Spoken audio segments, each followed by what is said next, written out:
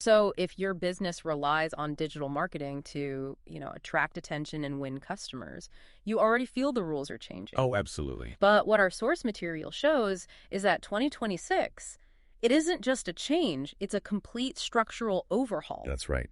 A tectonic shift, really. For this deep dive, we pulled together a pretty significant stack of research trend reports. And they all point to the same thing. They do. They all point to this critical year where, frankly, adaptation is going to determine survival. Yeah. So our mission today is to just, quickly extract the core strategies you need. To thrive, not just survive. Exactly. And the reports, they give us this really clear roadmap. It outlines 4 major shifts that just fundamentally change how we create content, how we measure success, and crucially, how we structure our teams. Okay, so we're going to unpack the escalating chaos from algorithms that, they seem to update every hour, and then how we have to completely rebuild our approach to search. A big one. Why these tiny, sincere voices are about to conquer the big celebrity endorsements. And finally, what all of this means for the actual people on your team. It's essential stuff. It really is. It defines the playbook for the next 3 years. Okay, let's unpack this.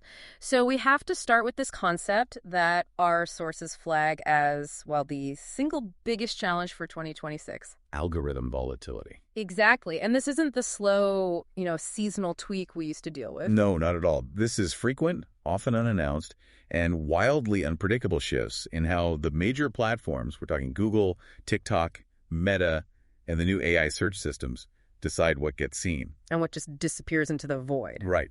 This volatility is now cemented as the new normal. And the financial stakes are incredibly high. The data suggests over 50% of marketers see this as the biggest threat heading into 2026. Wow, over half. Yep.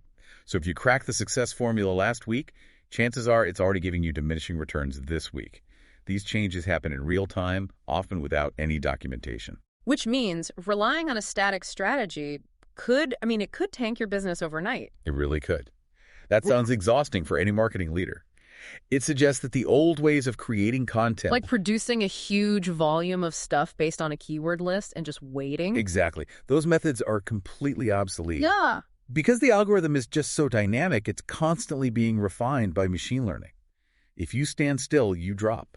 So the mindset has to shift from trying to figure out the rules to just constantly watching the signals. That's the perfect way to put it. So if the platforms are constantly changing the rules on us, how do we even build a durable strategy? What are the practical responses the reports recommend? Well, you have to adopt this mindset of continuous rapid testing and internal agility.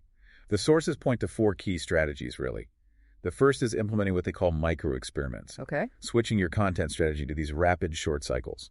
Specifically, 7 to 14 days. That timeline is interesting. Why 7 to 14 days? Why so specific? Because it's just enough time to gather initial performance data, without committing huge resources to an idea that might be doomed from the start. So you could test, say, a few different call to action buttons or different image styles in a 10-day window. Precisely. You track the real-time signals from the platform. It allows you to fail small, learn fast, and then pivot immediately. And since everything is always moving, you need someone whose actual job is just watching? That's the second strategy. Designating an algorithm owner on the team. And this isn't just the person who posts stuff. No. This is a specific person whose duty is to continuously monitor platform updates, analyze the performance data, and then translate those fluctuations into strategic advice for the rest of the team. So you're making volatility a core operational task. You have to. The third strategy is all about your content mix, content diversification. It's mandatory. You can't put all your eggs in one basket. Not anymore. You have to balance evergreen content, the stuff with long-lasting relevance that builds authority slowly, with real-time content that, ties into current events and trends for a quick boost. So if one type falls out of favor with the algorithm, the other acts as a safety net. It's your only safety net. Yeah. And finally, we turn the tech that's causing the chaos back on itself.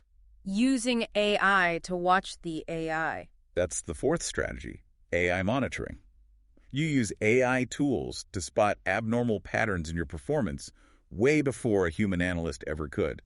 Things like a sudden drop in reach with a specific demographic or a weird spike in bot traffic. Things that signal an unannounced algorithm shift. Exactly. In this new normal, speed and detection is really your only defense. Now, dealing with platform chaos is, It's exhausting, so you'd think we could look for some stability in search, but But even search is under siege. completely. If platform volatility is challenge number one, the second revolution is happening right where we used to feel safest. Google search. We are moving beyond traditional SEO Search engine optimization. into something entirely new called GEO. Generative Engine Optimization. And that's a huge philosophical shift in how we think about visibility. It is. So if SEO was all about getting your link on a list, GEO is about being the answer the AI gives in its summary. That is the core realization. The goal is no longer optimizing for a click to your website. It's about optimizing your brand and your data so they are cited and selected by these new AI systems. The chatbots, the smart search summaries. Right, as the definitive, trustworthy answer. The AI gives the instant answer, so the user doesn't even need to click away. So the success metric shifts from your rank on a list to being part of the AI's immediate response. It's like if old SEO is about being in the yellow pages, GEO is about being quoted by the editor of the New York Times. That's a great analogy. Yeah. The AI values the authoritative quote over the list entry. You only succeed if your brand is the verifiable foundation of that instant answer. The goal is to be remembered and called upon by the AI. Which means we have to build credibility in the eyes of a non-human gatekeeper. How do we do that? It sounds like it's more than just stuffing keywords. Oh, it's a totally different strategy. The sources outline three critical pillars. The first is demonstrating deep expertise. You have to produce content that the AI sees as a highly trustworthy, authoritative source. So really thorough, well-sourced, data-rich content. Yes, quality and depth that can stand up to an AI's cross-referencing. This means we're finally moving past the content mill mentality. Thank goodness. The second pillar is media relationships. This is huge. It means actively working with online media, reputable journalists. Why? Because content that gets mentioned or cited in established news articles is highly likely to be in the AI's core training data. If a respected outlet cites you as an expert, the AI sees you as credible. Getting earned media is now a direct path to becoming an AI answer source. So PR and marketing just became closer than ever before. They're basically the same function now. And the third pillar is content dissemination. You have to make sure your brand information is available in all the places an AI can easily access, not just your website. We're talking research reports, third-party industry sites. Exactly. Even making sure your information is accurate on platforms like Wikipedia. You need your verifiable information to be everywhere the AI goes to learn. We spend a lot of time on cold technology algorithms, AI, but the other half of this 2026 equation is all about people. All about consumer trust. And here the source material shows this definitive trend. Power is shifting away from celebrity endorsers. Nearly 75% of agencies surveyed believe micro-influencers will have a far greater impact. And this is a direct psychological response to consumer fatigue. We're just tired of polished, expensive commercial endorsements. We see right through them. We do. Micro-influencers have smaller, highly loyal niche followings, and they're seen as genuine experts or, critically, as ordinary, reliable people. That contrast is key. And here's where the data just blows my mind. The research shows that 36% of consumers discover new brands through trusted friends or acquaintances. Right. Compare that to just 22% who find them via famous paid influencers. That 14-point gap is huge. It signals a real return to community and word of mouth. That gap really highlights the power of sincerity over sheer reach. People are actively seeking recommendations from those who feel relatable. Micro-influencers succeed because their content is often based on real expertise, real experience. It has a weight that a celebrity paycheck just can't buy. It really doesn't. And because their followings are smaller and focused on a niche topic like, sustainable coffee or a specific video game, the engagement rates have to be much higher, right? They are, absolutely. Followers feel a closer relationship with them. And what's more, these micro-influencers often manage specific communities or closed forums, what's sometimes called dark social. Okay, so for listeners who might not be social analysts, what exactly is dark social in this context? So dark social is just content sharing that happens privately through channels where normal marketing analytics can't track the source. Like private chats on WhatsApp or Discord channels? Exactly. And the power here is that these closed communities give you direct access to a highly engaged, genuinely interested audience. You get to bypass all the noise of open platforms like X or Facebook. So the strategic takeaway for brands isn't just transactional. It's not about hiring more small influencers for a post. No, absolutely not.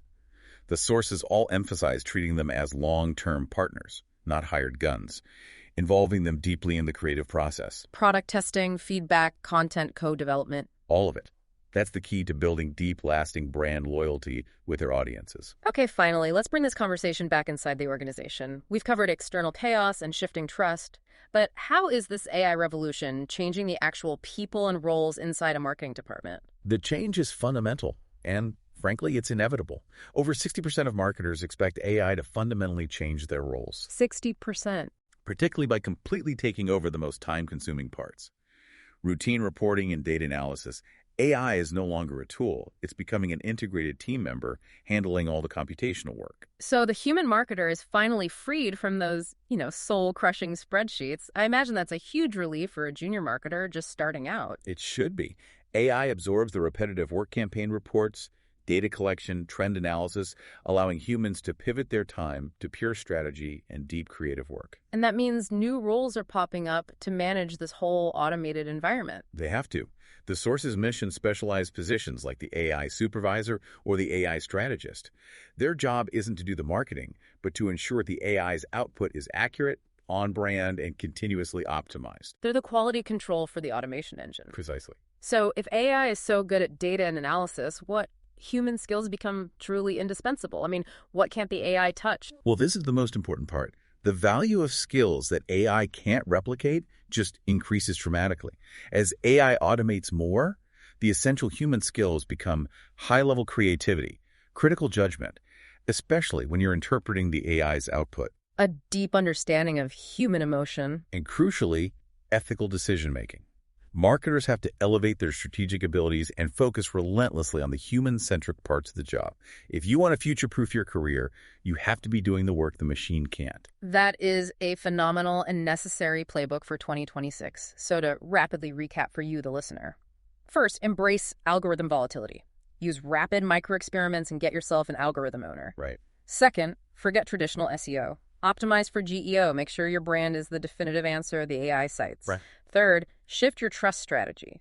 Partner deeply and long-term with small, sincere micro-influencers and tap into dark social. The power of community. And finally, use AI to automate the data work, freeing up your human team to focus on strategy, creativity, and critical judgment. The central theme uniting all of this is just rapid, flexible adaptation. The future of marketing is less about a static 5-year plan and more about how quickly you can adjust. Your survival is measured by agility. And your ability to thrive is measured by how well you can differentiate your brand through human-led creativity, even when technology is driving the execution. Which brings us to a final thought. Given that AI is driving both the algorithm volatility, the chaos, and the rise of GEO, the control over the answers, this raises a pretty important question for you to mull over. Okay. In a world where AI is the primary gatekeeper of consumer attention, how do you successfully define and project authenticity when your greatest metric of success depends on being recognized and chosen by a non-human entity? That's something to think about on your own deep dive.